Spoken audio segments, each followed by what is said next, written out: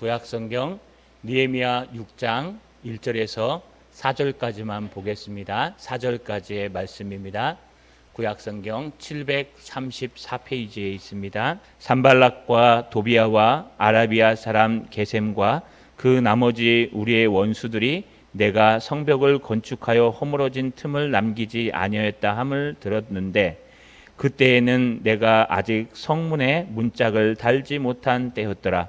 산발락과 게셈이 내게 사람을 보내어 이르기를 오라 우리가 오노 평지 한 촌에서 서로 만나자 하니 실상은 나를 해하고자 함이었더라. 내가 곧 그들에게 사자를 보내어 이르기를 내가 이제 큰 역사를 하니 내려가지 못하겠노라. 어찌하여 역사를 중지하게 하고 너희에게로 내려가겠느냐 하매 그들이 4번이나 이같이 내게 사람을 보내되 나는 꼭 같이 대답하였더니. 아멘. 우리 손을 들어 하나님 앞에 인사하겠습니다.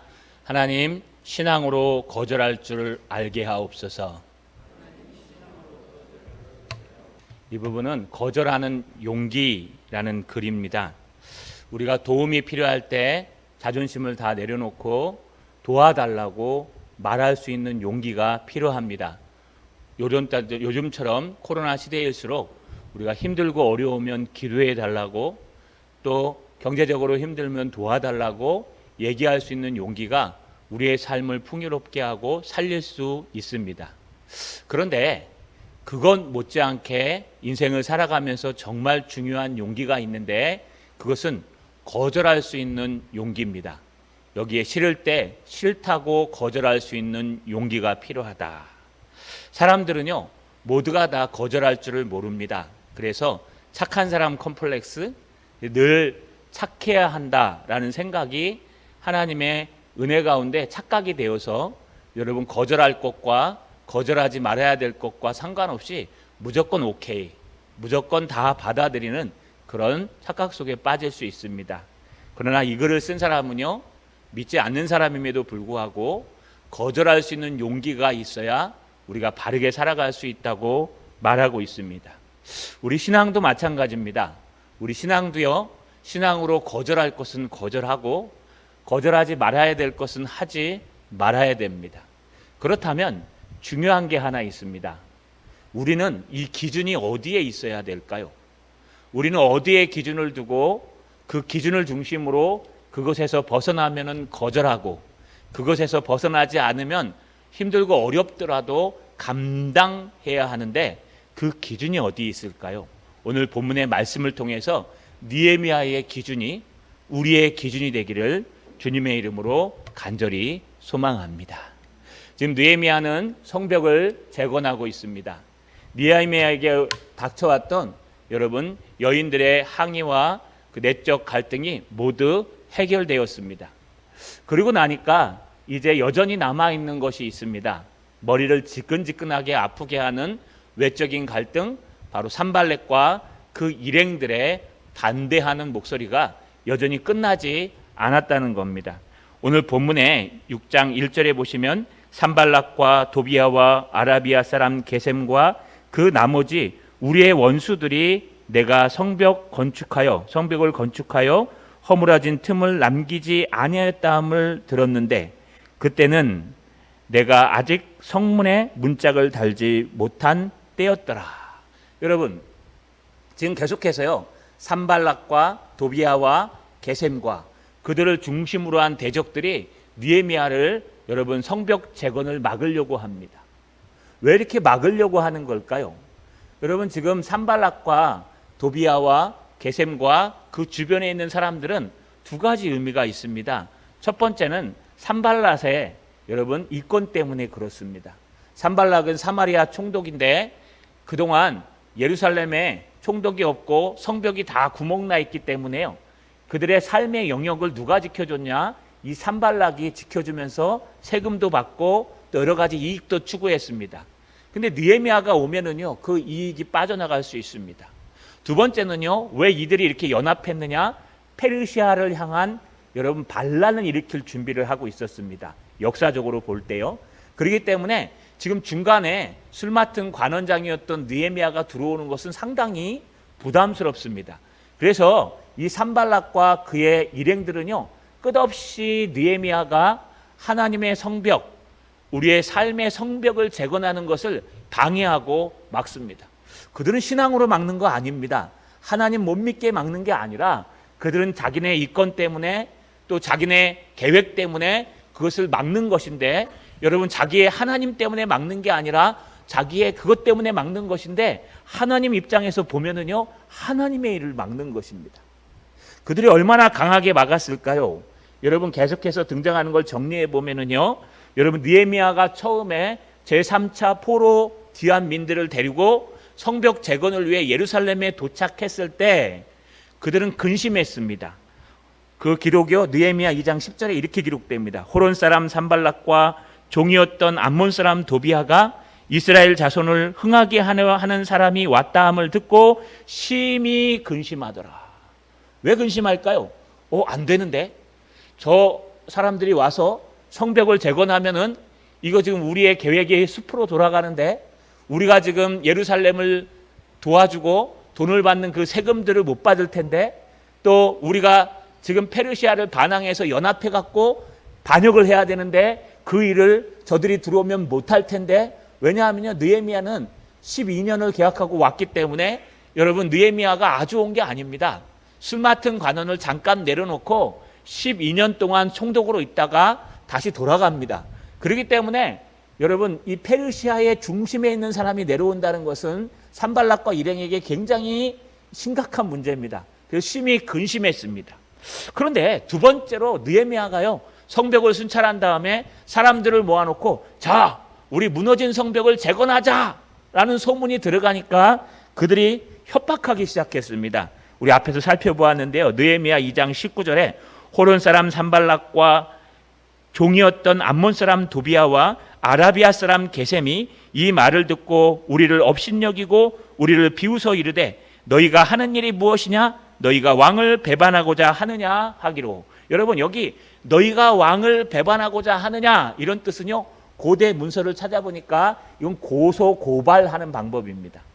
우리가 지금도요, 여러분, 고소장을 쓸 때나 또 고발당했을 때나 또 법적으로 무슨 용어를 쓸 때는 우리가 쓰는 용어를 쓰면은 안 됩니다. 빠꾸당합니다.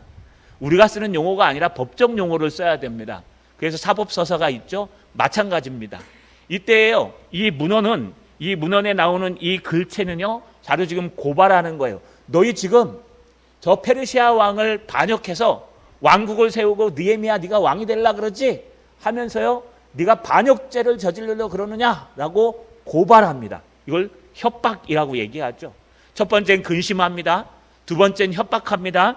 그러고 나서 3장에요. 누가 북쪽과 남쪽과 동쪽과 서쪽을 누가 정할지 다 정하고 그걸 시작했을 때 그들은 조롱하기 시작합니다. 여러분, 느헤미야 4장 1절에서 2절에 보면 산발랏이 우리가 성을 건축한다 함을 듣고 크게 분노하여 유다 사람들을 비웃으며 자기 형제들과 사마리아 군대 앞에서 일러 말하되, 이 미약한 유다 사람들이 하는 일이 무엇인가? 스스로 견고하게 하겠는가? 제사를 드리겠는가? 하루의 일을 마치려는가? 불탄 돌을 흙무더기에서 다시 일으키려는가 하고, 도비아는 심지어요, 저들이 쌓은 것은 걱정하지 마십시오. 여우가 올라가도 무너집니다 라고 하면서 조롱과 비웃음을 보냅니다. 여기서 끝났을까요? 아니요. 이제 느헤미야가 드디어 성벽 재건을 한창 진행해 가지고요, 성벽과 성벽을 다 이었을 때, 그때는요, 여러분, 무력으로 그것을 제압하려고 군사를 모집합니다. 여러분, 그것이 느헤미야 4장 7절에 산발락과 도비아와 아라비아 사람과 암몬 사람과 아스돗 사람들이 이스라엘 성이 중수되어 그 허물어진 틈이 메꾸어져 간다 함을 듣고 심히 분노하여 다 함께 꾀하기를 예루살렘으로 가서 치고 그곳을 요란하게 하자 하기로. 여러분, 그들이 다 이제 연결해서 지어간다 그러니까 그들을 공격하자 해서요, 북쪽에는 여러분 누굽니까? 사마리아 총독인 산발락과 사마리아 군대, 동쪽에는 암몬 사람과 암몬의 총독인 누구요? 도비와. 여러분, 서쪽에는 블레셋 군대의 출신인 아스돗, 남쪽에는 용병인 게셈과 아라비아 사람들, 이 동서남북으로 다 에워싸갖고요, 우리 기습 공격하자라고 하면서 군대를 동원해서 협박을 합니다. 여러분, 공격을 준비합니다. 그럼에도 불구하고 느헤미야가 계속해서 성벽을 해서 오늘은 어떻게 됐습니까? 아까 읽은 것처럼 다시 1절 읽어보시면 산발락과 도비야와 아라비아 게셈과 그 나머지 우리 원수들이 내가 성벽 건축에 하여 허물어진 틈을 다 남기지 아니하였다함을 들었는데 그때 내가 아직 성문에 문짝을 달지 못하였더라. 여러분 다 이제 만들었어요. 건축물을 다 만들고 문짝만 달면 돼요. 왜 문은 단다 그러지 문짝을 단다 그럴까요? 이게 여러분 복수입니다. 왜냐하면 문짝을 갖다가 단다는 것은 한쪽만 다는 게 아니라 두 쪽을 달 때 짝이라고 얘기하죠. 그래서 안경도 영어로 쓸 때 쌍수로 쓰죠. 헬라어도 쌍수로 써요. 히브리어도 쌍수로 쓰고. 손 할 때도 두 개의 손과 한 개의 손이 다르듯이 성문을 만들 때 성문을 하나로 만드는 게 아니라 이 당시에 두 개로 만들었어요. 성문을.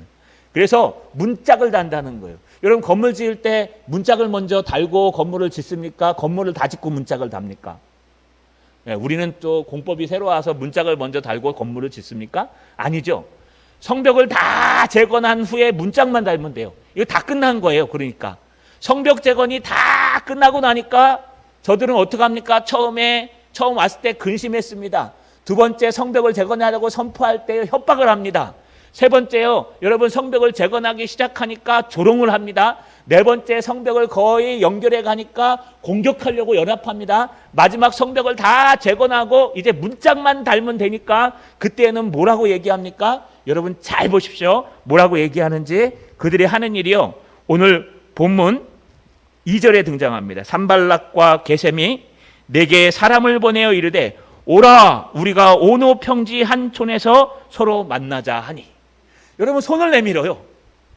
이제 손을 내미는 거예요. 자 와라 만나자. 원문에는 이게 앞에 있어요. 우리 만나자. 어디서요? 오노 평지의 한 촌에서 만나자. 어떻게 만나요? 서로 만나자.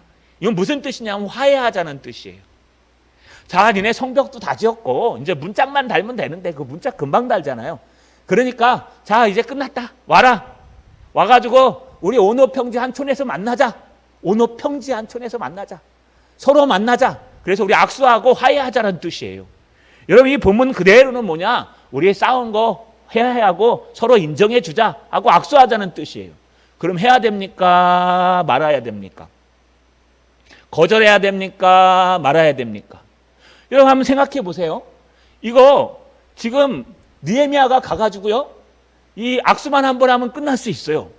왜냐하면 적군이 그동안 계속 막았잖아요. 근심하고 협박하고 조롱하고 군대를 모집하고 여러분 막 그게 막았잖아요.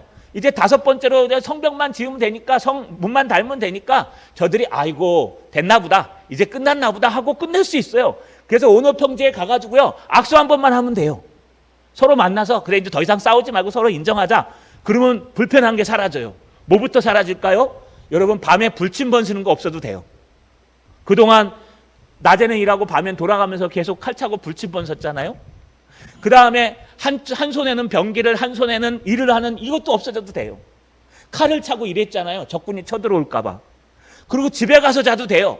다 성전 안에 들어와서 성 안에 들어와서 잤잖아요. 일을 빨리 끝내려고. 그 여인들의 불만도 사라져요. 가서 농사 짓다가 와서 일하면 돼요. 천천히 하면 돼요.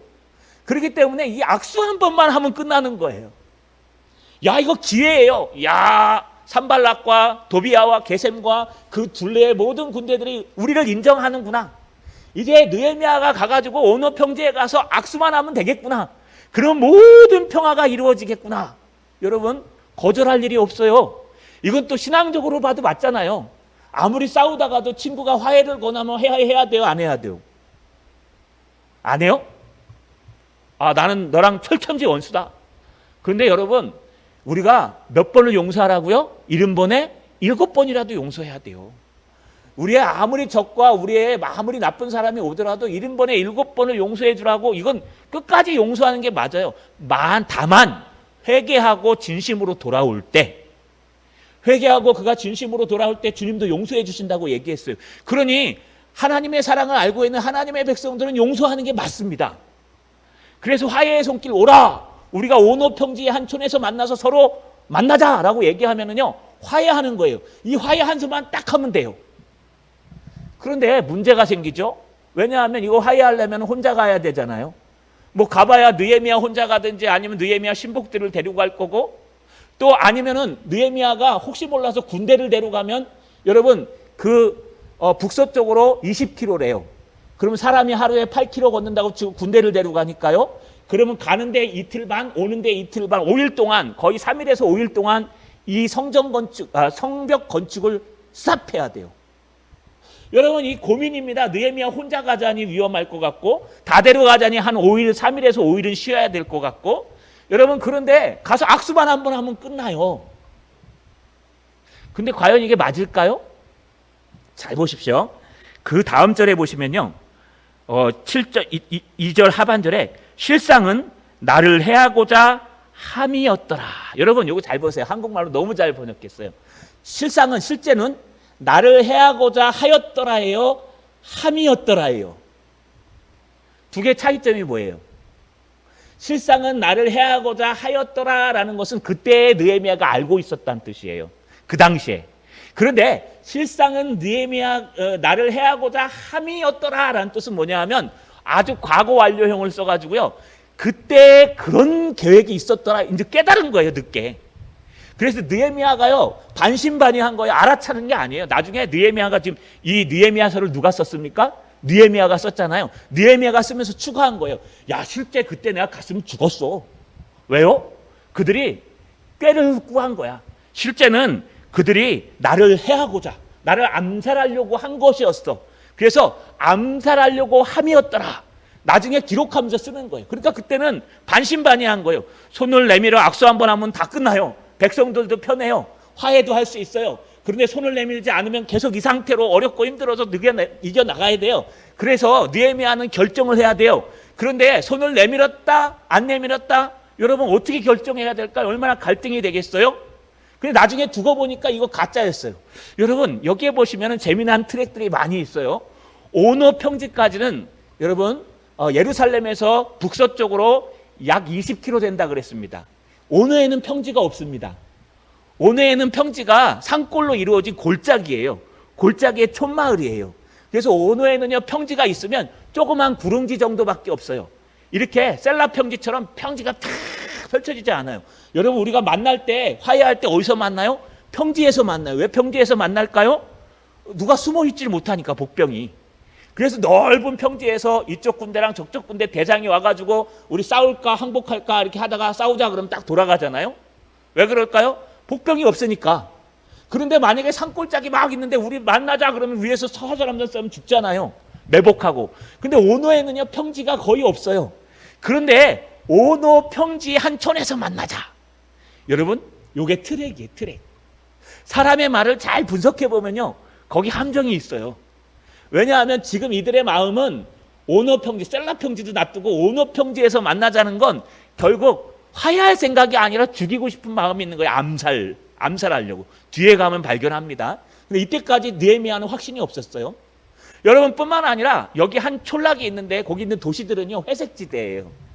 거기에 있는 베냐민 지파 쪽 도시들은요, 여러분 다 뭐였냐 하면은 유대인들을 싫어했어요. 사마리아 사람들이 대부분 장악하고 있었기 때문에 유대인들을 싫어하는 경계였어요. 그래서 경계 지역에 있는 사람들인데 이쪽 경계는 그래도 유대적이었는데 이쪽 경계는 반유대적이기 때문에 회색지대예요. 그 마을 사람들은 유대인들을 도와줄 일이 없어요. 그러니까 느헤미야가 가려면은 평지도 없을 뿐더러 도와주는 사람도 없기 때문에 최소한 군대를 이끌고 가야 되는데, 이 군대를 이끌고 가려면은 최소한 방어하는 사람들 냅두고 군대를 이끌고 가려면 한 5일에서 3, 5일 정도는 쉬어야 되는 거예요. 여러분, 이렇게 여러분 사단은요, 우리를 계속해서 포기하지 않습니다.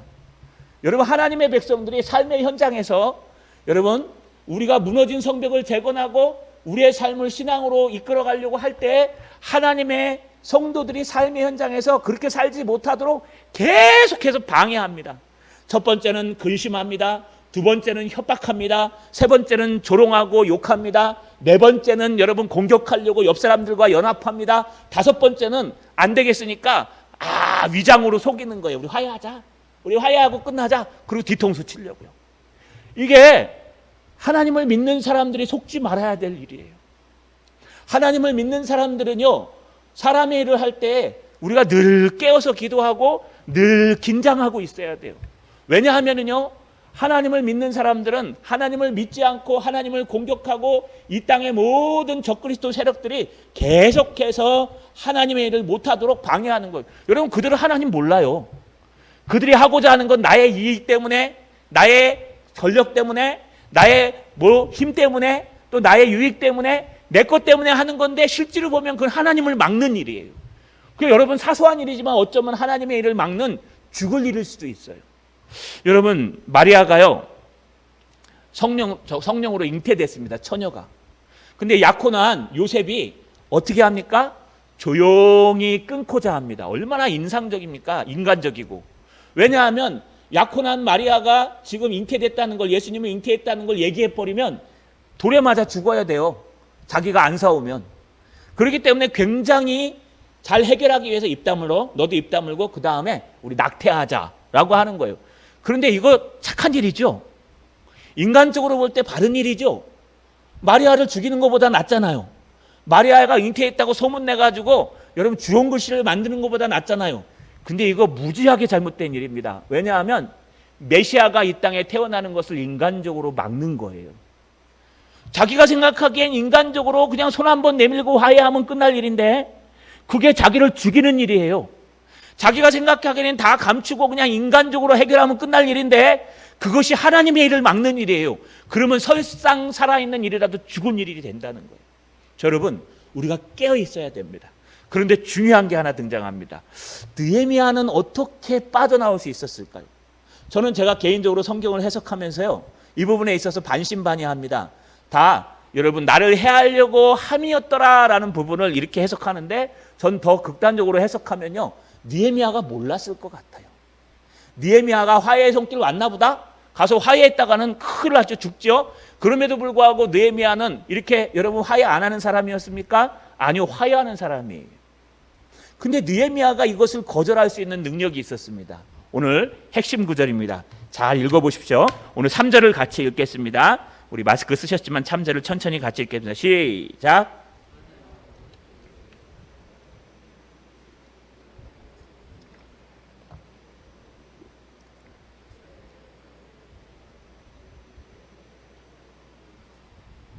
아멘. 제가 다시 한번 읽어볼게요. 잘 드세요. 내가 느헤미야가 곧 그들에게 사자를 보내 이르기를. 곧 무슨 뜻이에요? 바로. 느헤미야는 고민도 안 했어요. 느헤미야는 야, 이거 화해의 손길을 보내갖고 갈까 말까? 아니면 군대를 이끌고 갈까 말까? 나 혼자 갔다 올까 말까? 이게 진짜일까 말까? 이런 고민도 전혀 안 했어요. 곧 바로 전혀 고민 없이 딱 한 방에 사자를 딱 보냅니다. 보내서 뭐라 그러는지 잘 보세요. 내가 이제 큰 역사를 하니 내려가지 못하겠노라. 어찌 역사를 중지하게 하고 너희에게로 가겠느냐 하매. 나 못 간다. 왜? 내가 지금 아주 중요한 일을 하고 있거든. 여러분, 여기 큰 역사는 큰 일이라는 거예요. 네바르, 그래서 일, 말 이런 뜻인데 큰 일이라는 거예요. 까돌라까지 붙어요. 까돌라가 큰, 거대한, 네바르, 말, 일, 사역 이렇게 뜻이에요.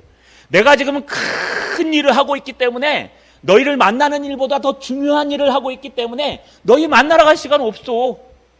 아니, 너희 만나러 가려면 한 3일에서 5일 정도 성전을 쉬어야 되는데 이 성벽 재건을 쉬어야 되는데 왜 나 혼자 못 가니까?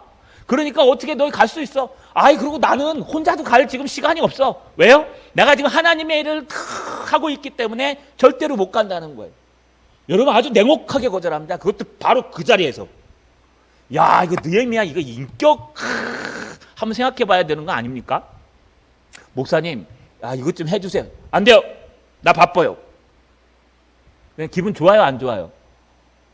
기분이 더러우시죠?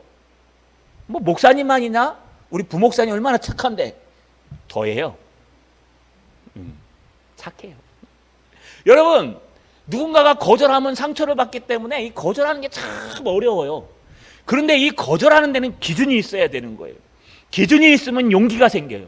느헤미야는 어떤 기준이었냐? 나는 지금 성벽을 재건하라고 하나님 앞에 명령을 받아서 하나님의 일을 하러 왔다. 그리고 나는 지금 오직 성벽 재건하는 일, 하나님의 일에 제일 커 보인다. 이거 거짓말 아니에요. 이 앞에 보시면 우리 8절 하반절에 느헤미야가 성벽을 재건하면서 여러분 여인들이 찾아와서 막 얘기할 때 그 문제를 해결합니다. 여러분 이 당시에 여인들이 얘기하는 것은 안 들어도 돼요. 왜냐하면 가부장 시대였기 때문에. 지금 뭐 페미니즘 얘기하자는 게 아니라 이 당시 성경 배경으로는 여인들은 인원에도 안 들어갔어요. 그래서 오병이어의 사건에 5천 명 안에도 여인은 안 들어가요. 그 여인들은요 자기 힘으로 모두 할 수 없어요. 지금 이슬람도 그러지 않습니까? 남편이 안 돼 그러면 아무것도 못해요. 여자들 그런 분위기였어요. 그런데 여인들이 찾아와서 불만을 토로하면 느헤미야는 아이고 지나가는 뭐가 진다고 그냥 넘어가 버리면 돼요. 근데 느헤미야는 그 얘기를 듣고 세세하게 문제를 해결해 줬어요. 여러분 느헤미야가 이렇게 매정한 사람이에요? 아니에요. 여인의 얘기까지 들을 수 있는 세세한 사람이었어요. 근데 느헤미야 생각은 오직 성벽 재건에 있어요. 앞에서 살펴본 것처럼 느헤미야는 자존심이 상하는데도 총독의 녹을 안 받았어요. 12년 동안. 왜 안 받았어요? 이방 사람들이 와갖고 보니까 150명이 같이 먹는데 갱식이만 먹고 있는 거예요. 그 하도 불쌍해갖고 소 1마리, 양 6마리, 거기에다가 닭은 뭐 수많이 가져오고 심지어는 포도주는 일주일에 한 번씩 바꿔갖고 오는데도 여러분 그것을 받으면서도 자존심 상하니까 아, 나 녹조 이렇게 하면 되잖아요. 내가 받은 봉급 저희 백성들한테 세금 뜯어갖고 얼마든지 할 수 있잖아요. 근데 그걸 안 받았다고요. 왜냐하면 백성을 사랑하는 마음으로. 그럼 느헤미야는 정신이 어디에 있었습니까? 거기에 제가 뭐라고 해석했어요? 느헤미야는 오직 성벽을 재건하는 데 힘을 다했더라. 할렐루야. 그리고 자기의 토지를 소유하지 않았더라. 봉급을 받지 않았더라. 그 종자들도 성벽 재건하는 데 힘을 다하였더라. 느헤미야는 오직 하나님의 일을 하는 데에 정신이 팔려 있어요. 느헤미야는 오직 하나님의 성벽을 재건하는데 성도들이 자기의 삶의 현장에서 하나님의 신앙을 쌓는 데 집중한다는 거예요. 세상 사람들이 화해의 손을 내밀든 세상 사람들이 뭘 하든 공격을 하든 협박을 하든 뭘 하든 상관없이 느헤미야의 온통 생각은 하나님이 커 보이는 거예요. 하나님이 나에게 주신 사명 그게 커 보이는 거예요.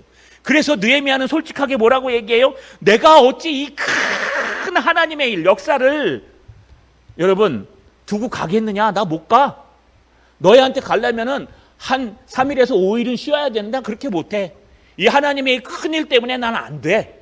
라고 느헤미야는요 단호하게 거절하는 모습을 볼 수 있습니다. 여러분 이겁니다. 우리가 거절하는 용기가 생긴다는 것은 나의 기준이 명확할 때 생기는 거예요. 주저할 필요도 없어요.